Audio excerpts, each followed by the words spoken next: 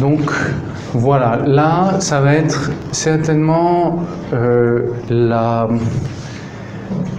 une des conférences les plus importantes, hein, parce que finalement tout prend sa source là-bas. Vous voyez, quand les frères dans l'école Saint-Jean vous parlent de la finalité, eh bien, la vision c'est justement la vision de la finalité.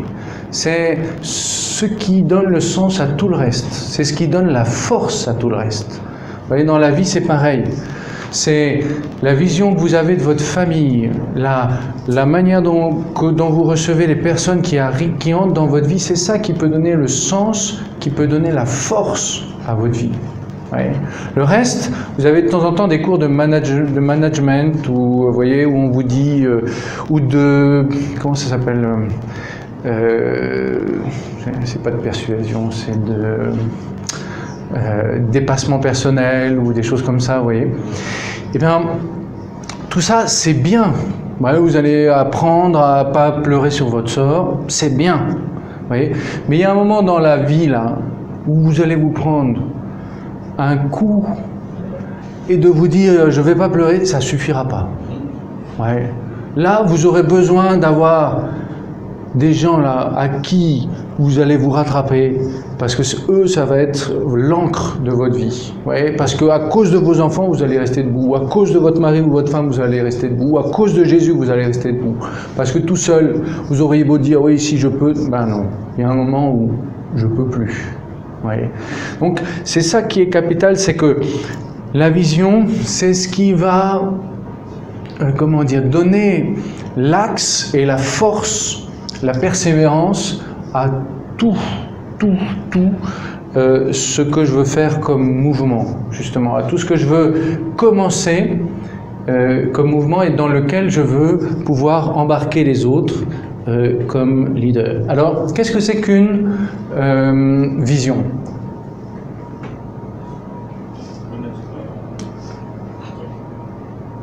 Voilà. D'abord, c'est que la vision, c'est vraiment le premier rôle du chef. Et ça, c'est capital. C'est-à-dire qu'un chef qui ne sait pas où il emmène les gens, qui n'est pas passionné par ça, mais en fait, dans ce cas-là, il vaut mieux qu'il ne soit pas chef. Hein? Il vaut mieux qu'il laisse quelqu'un d'autre être chef. Vous voyez ? Si c'est juste... Parce que sans ça, qu'est-ce qui va se passer ? Sans ça, c'est que la vision, c'est moi. C'est ce qui m'intéresse, c'est mon intérêt, c'est mes passions, c'est la démagogie pour que les autres soient contents. Ouais. Non, il faut que j'ai clairement la vision pour que ça ne soit pas vers moi ou vers mes intérêts que j'attire les autres, mais vers ce que je leur propose.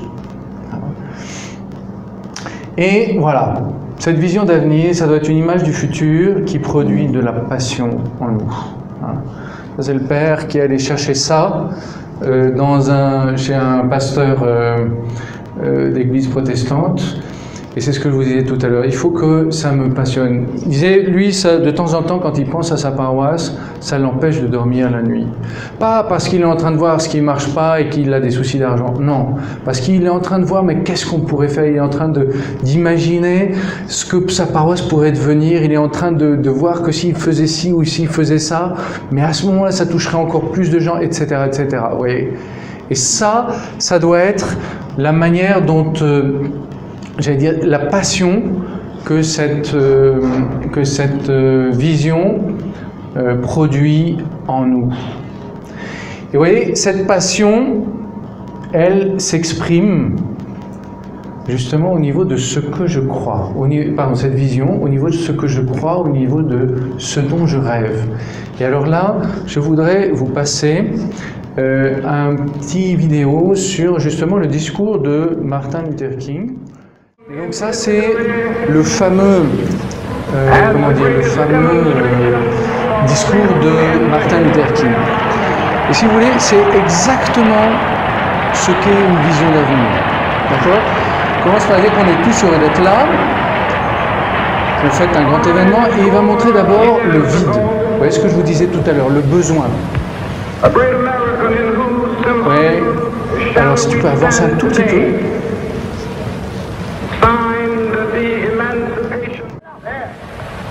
100 years later, the life of the Negro is still. Ce que va dire Martin Luther King, c'est que au bout de 100 ans de la fin de l'abolition de l'esclavage, justement, eh bien, encore il y a de la discrimination.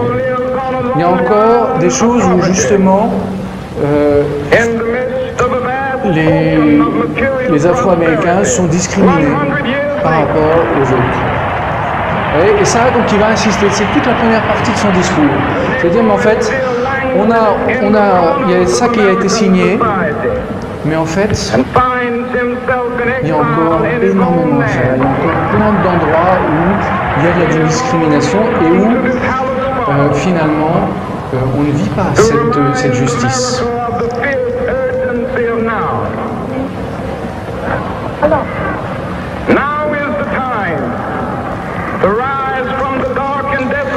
Et ce que va faire Martin Luther King, il dit maintenant, voilà, maintenant il va falloir changer.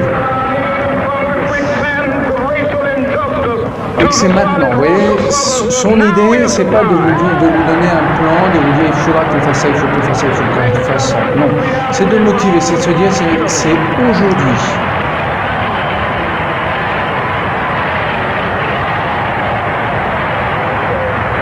Et juste après, si tu peux avancer un peu, ceux qui voudront, ça je pourrais vous le passer, puis il est sur YouTube. Hein. Ce que va faire Martin Luther King, là ça va être un peu différent, c'est qu'il va montrer qu'on ne peut pas agir pour la justice avec violence.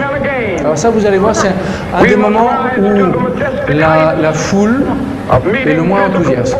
Quand il dit non, on ne peut pas agir avec violence, on ne peut pas se venger, on peut pas. Là, tout le monde reste calme. Et enfin, la dernière partie, c'est là où il va dire j'ai un rêve.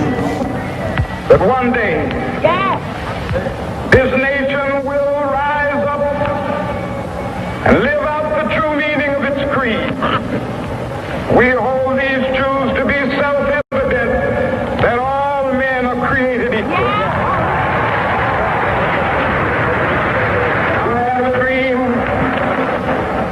that one day on the red hills of Georgia, the sons of former slaves and the sons of former slave owners will they be able to sit down together at the table of brotherhood. I have a dream that one day even the state of Mississippi, a state sweltering with the heat of injustice, sweltering with the heat of oppression, will be transformed into an oasis of freedom and justice. I have a dream.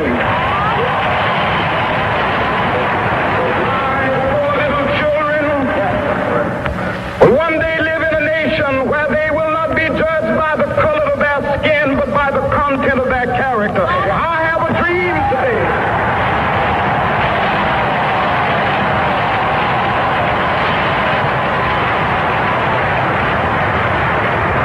I have a dream that one day, down in Alabama, with its vicious racists, with its governor,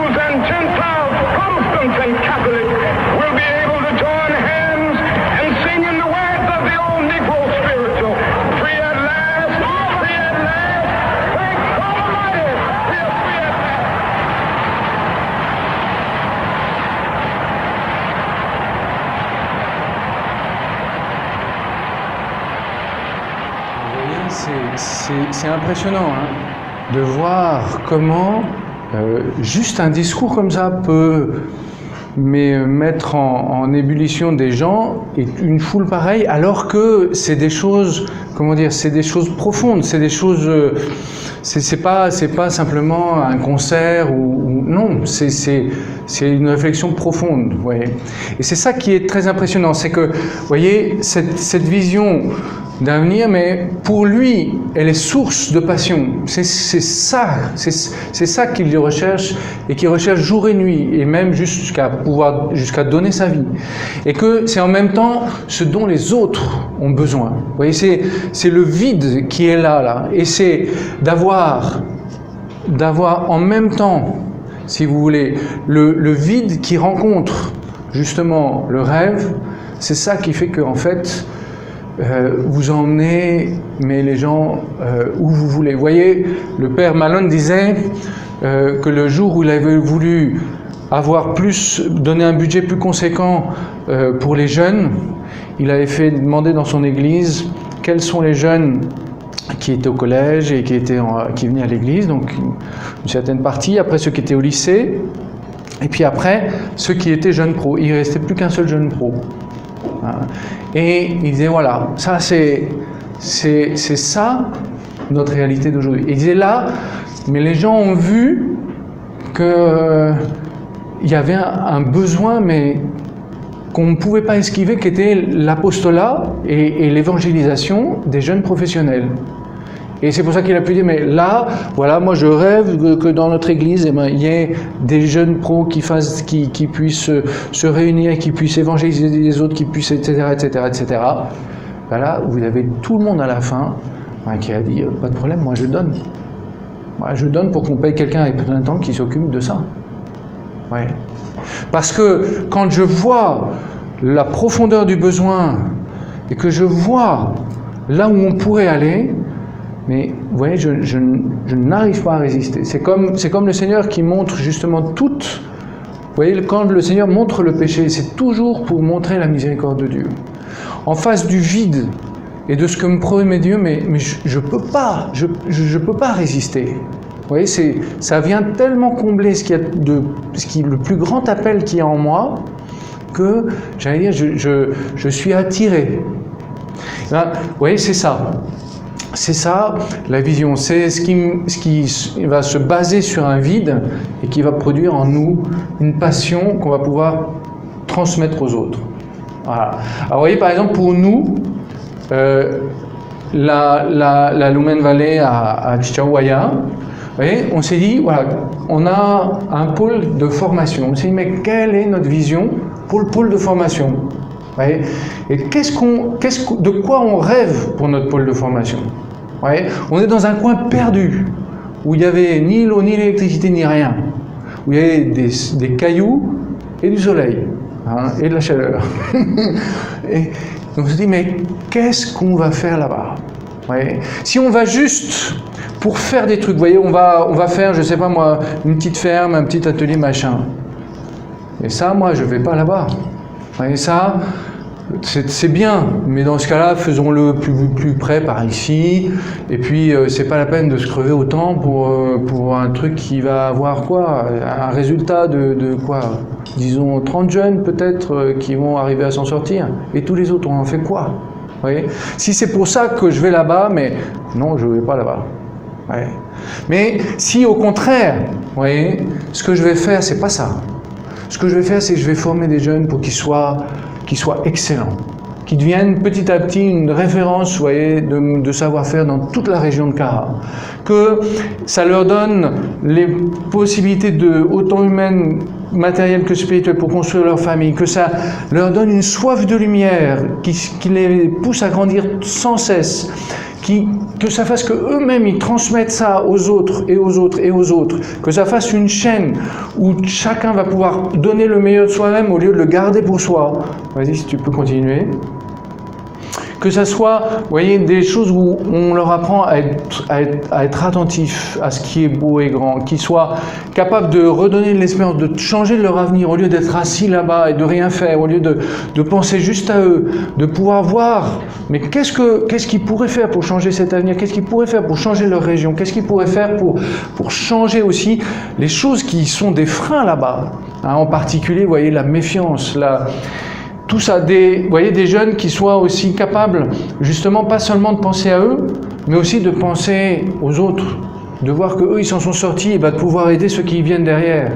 Au lieu de se dire, moi je m'en suis sorti, eux, ils n'ont qu'à voir comment ils se débrouillent. Vous voyez, qu'ils soient capables de se réunir, au lieu de se dire, chacun pour soi et Dieu pour tous, vous voyez, pour célébrer. C'est ça qu'on veut faire là-bas. Vous voyez. Vous voyez, la vision, c'est pas d'abord un plan. C'est pas qu'on va faire ceci, après cela. Non. C'est que derrière ce qu'on va faire, on va essayer d'atteindre quelque chose qui est spirituel.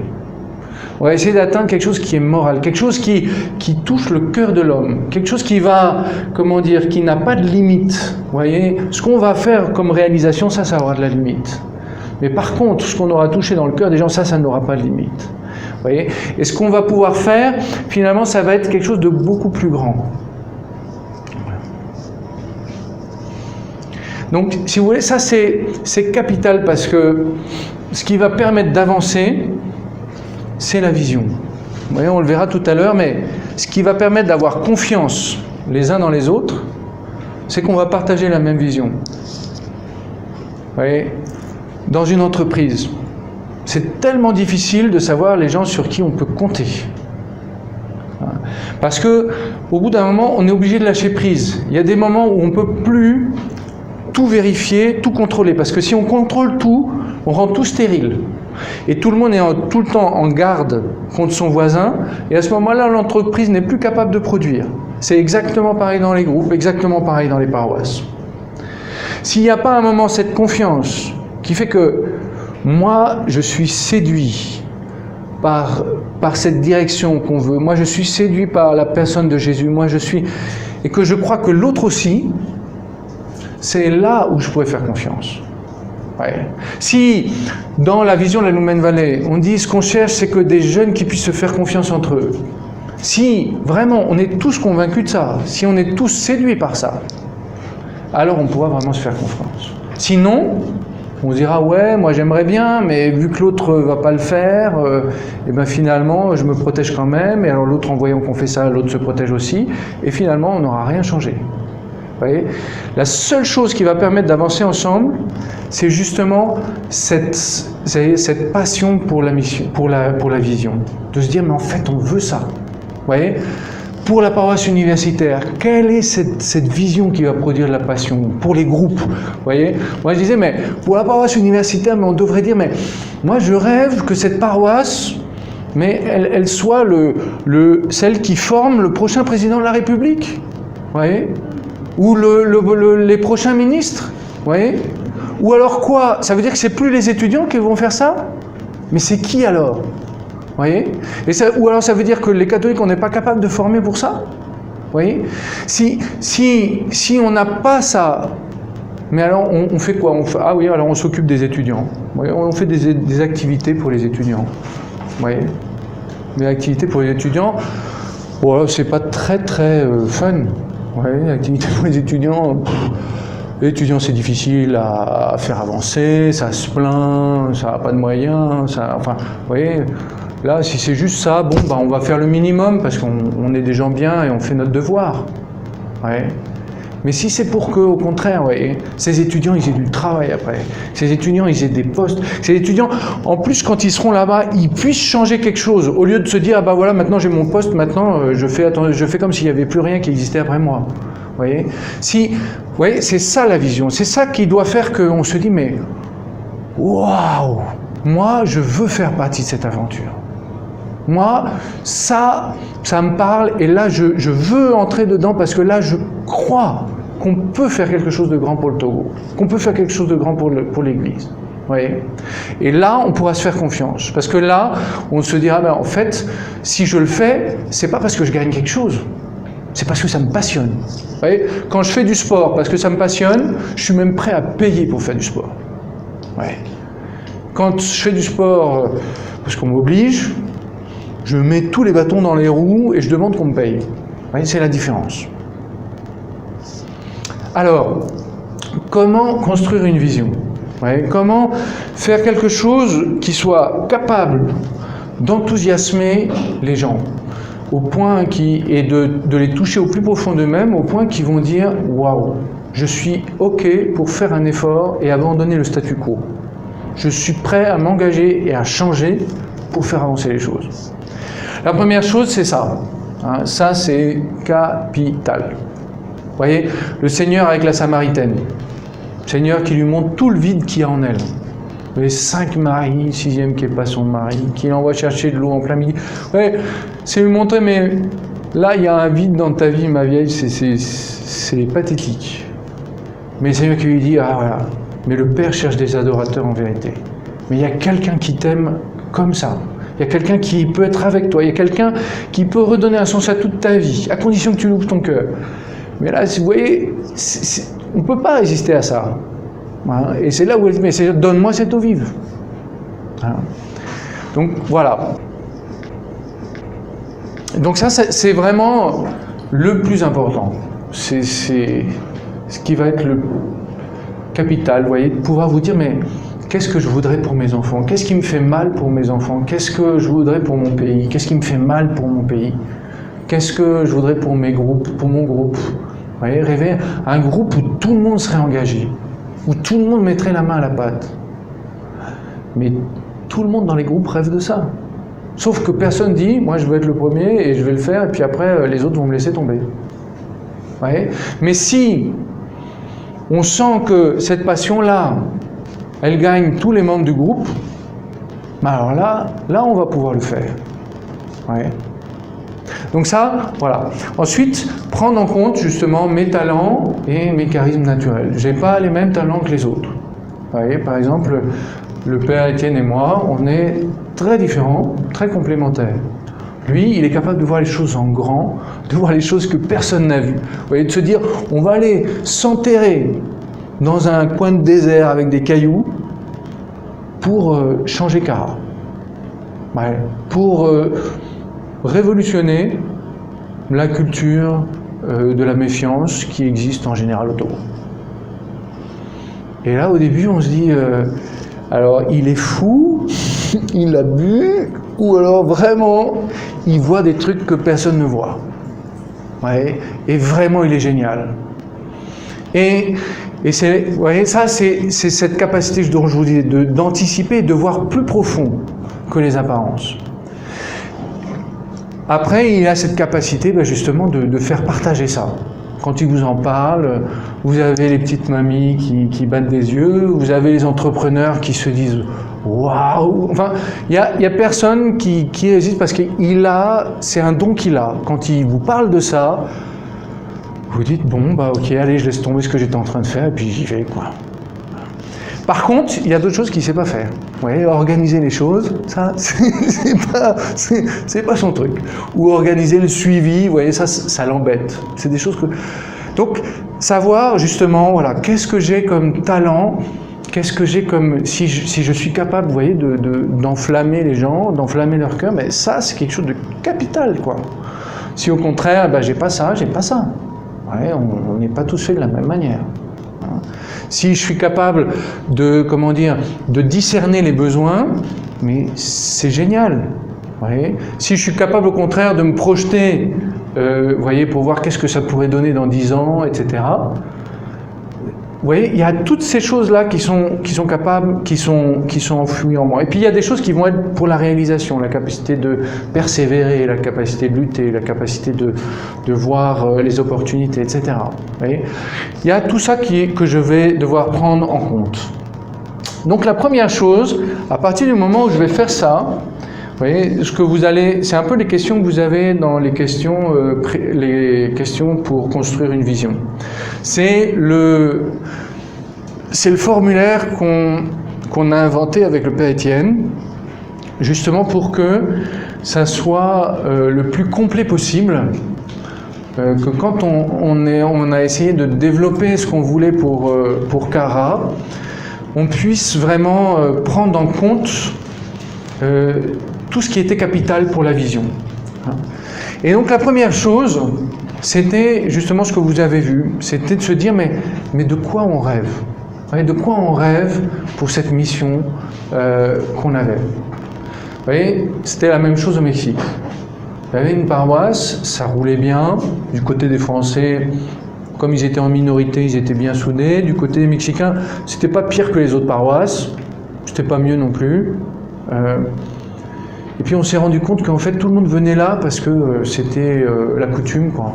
Parce que tout le monde venait là parce qu'il fallait.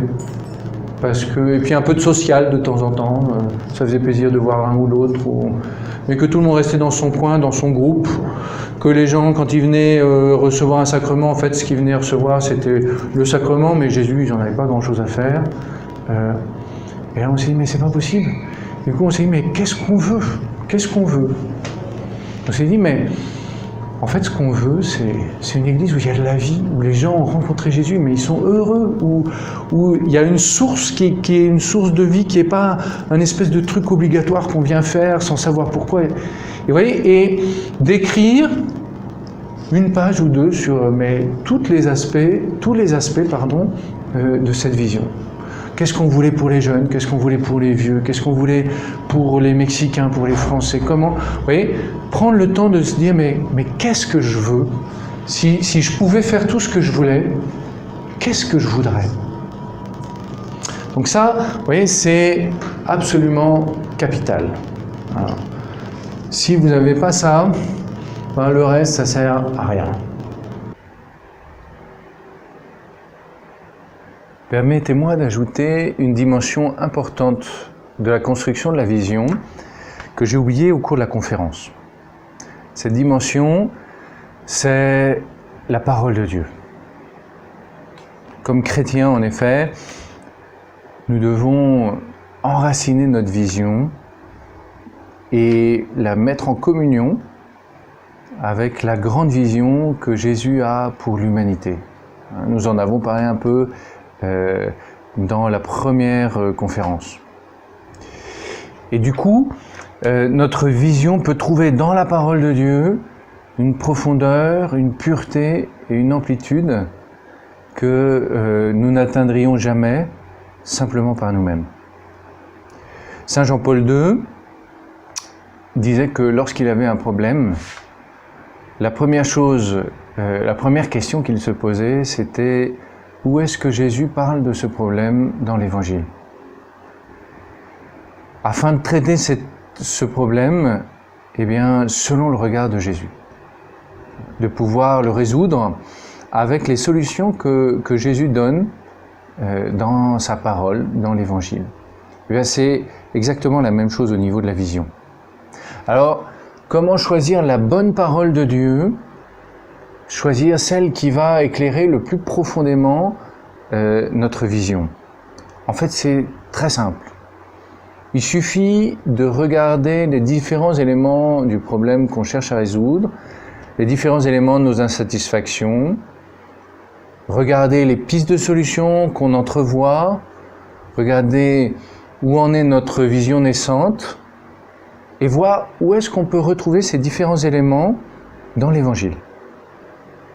Et ensuite, une fois qu'on a trouvé un évangile qui regroupe ces différents éléments, eh bien, creuser cet évangile pour y trouver la lumière dont nous avons besoin.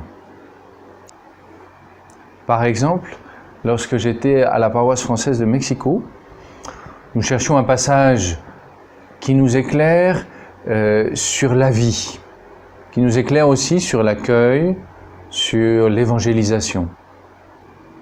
Et en cherchant dans l'Évangile, on a trouvé le passage du chapitre 10 de Saint Jean, où Jésus parle du bon pasteur. Et on a retrouvé tous ces éléments-là. Jésus qui vient donner la vie en surabondance. Jésus qui vient accueillir chacun, qui vient appeler ses brebis, chacune par son nom. Et Jésus qui les fait sortir, qui les envoie en mission. Mais en plus, la parole de Dieu nous a donné des aspects qui nous ont permis d'approfondir. Il nous a parlé justement de donner sa vie pour les brebis, de ne pas être des mercenaires, de ne former qu'un seul troupeau. Et ces aspects sont venus approfondir, intensifier, purifier, compléter, amplifier notre vision de départ. Alors la question c'est, dans quel évangile s'insère votre vision? Quel évangile peut éclairer, purifier, approfondir votre vision naissante? Voilà. Maintenant, retournons à la conférence. Ensuite, ce qu'il faut, c'est essayer de se dire, mais c'est quoi mon rôle là-dedans? Moi, je ne suis pas là pour tout faire. Qu'est-ce que moi je viens faire dans cette histoire? Vous voyez? Qu'est-ce que le Seigneur me demande dans cette histoire? Qu'est-ce que j'ai à apporter dans cette histoire? Parce que c'est pas moi qui vais, vous voyez, à Chichaouaya, c'est pas moi qui vais faire le maçon.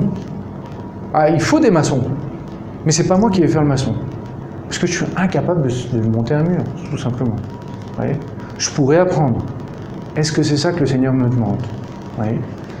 Et du coup, d'arriver à dire, mais qu'est-ce que, voilà, où est-ce que moi j'ai quelque chose à jouer?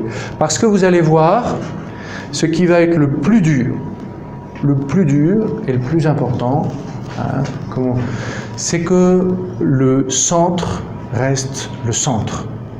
Que le plus important reste le plus important. Vous voyez? Parce que dès que je vais faire quelque chose, surtout si c'est grand et si c'est enthousiasmant, je vais me perdre dans tous les à côté. C'est-à-dire qu'à côté, je sais pas moi, on va à Chichaouaya, mais il y a des gens qui viennent parce qu'ils ont mal ici, ou parce qu'ils ont mal là, ou parce que le Père prêche bien et qu'ils aiment bien comment le Père prêche. Et là, on peut arriver à perdre toutes nos forces qui étaient destinées à quelque chose d'autre. Et à la fin, on n'aura rien fait, ni à droite, ni à gauche. Oui.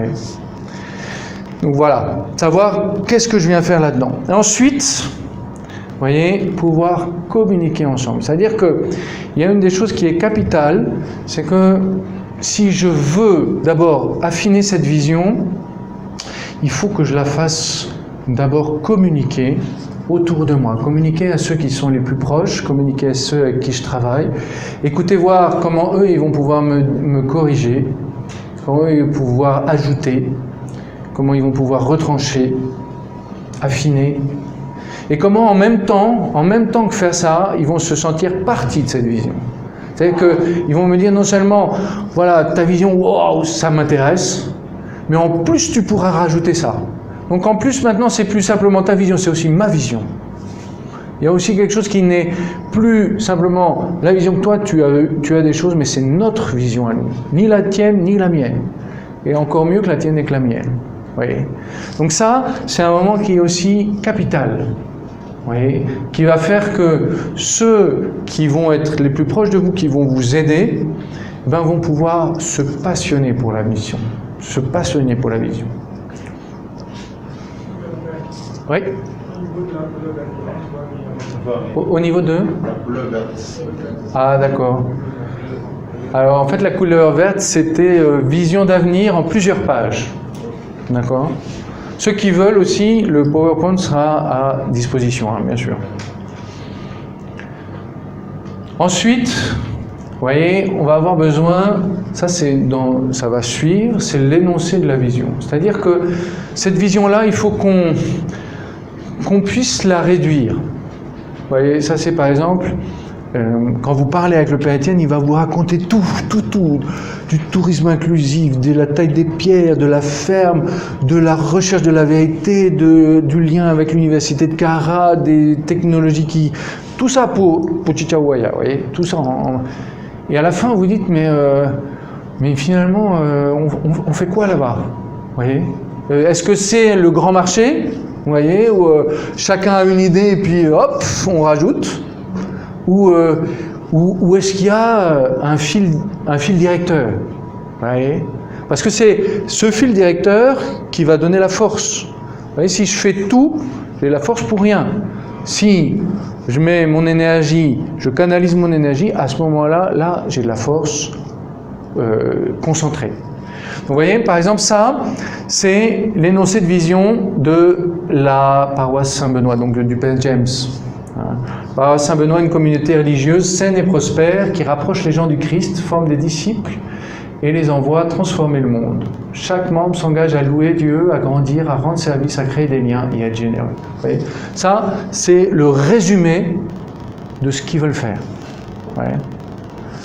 Vas-y encore. Vous voyez ça, c'est ce qu'on a fait pour le pôle formation chez nous.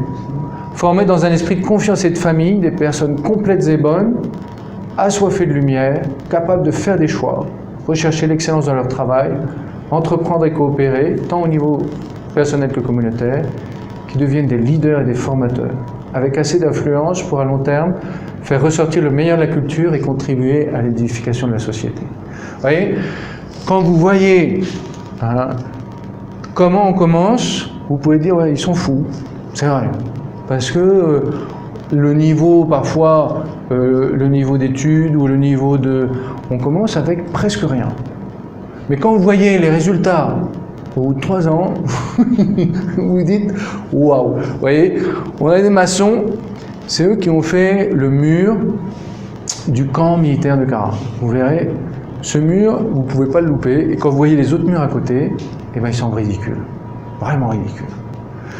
C'est à ceux qui taillent la pierre, chez nous, aux jeunes qui taillent la pierre, qu'on a demandé de faire un monument, que l'évêque a demandé de faire un monument pour mettre une statue de Saint-Paul. Quand il y a quelqu'un qui est passé, l'ingénieur est passé par là et qu'il a vu le résultat, il a dit, moi je vous fais une commande pour le grand marché de Cara. Ouais. Et ça veut dire quoi? Ça veut dire que il y a quelque chose, vous voyez, qui fait un déclic.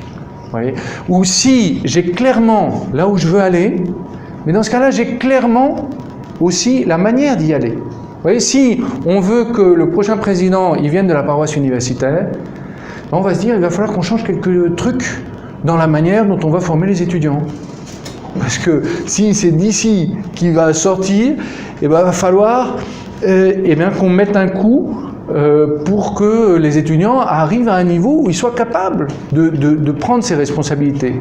Or, on ne peut pas lever le niveau d'où ils arrivent, donc il va falloir qu'on réfléchisse à comment, à partir du niveau où ils arrivent, on va les amener.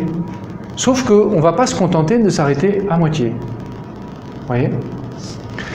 Ça, c'était la vision qu'on avait, l'énoncé de vision qu'on avait à la paroisse française. Nous sommes une communauté de disciples missionnaires de Jésus-Christ qui transmettent joyeusement la vie. Ce qu'on voulait dire, c'est que nous, on en avait marre on n'en pouvait plus de cette espèce de truc social avec des cases et des machins qu'il faut faire. Qu'en fait, ce qu'on cherchait, c'était la vie. Vouloir transmettre la vie aux jeunes, vouloir transmettre la vie aux enfants, vouloir transmettre la vie aux personnes qui étaient tristes, qui n'en pouvaient plus. Voilà.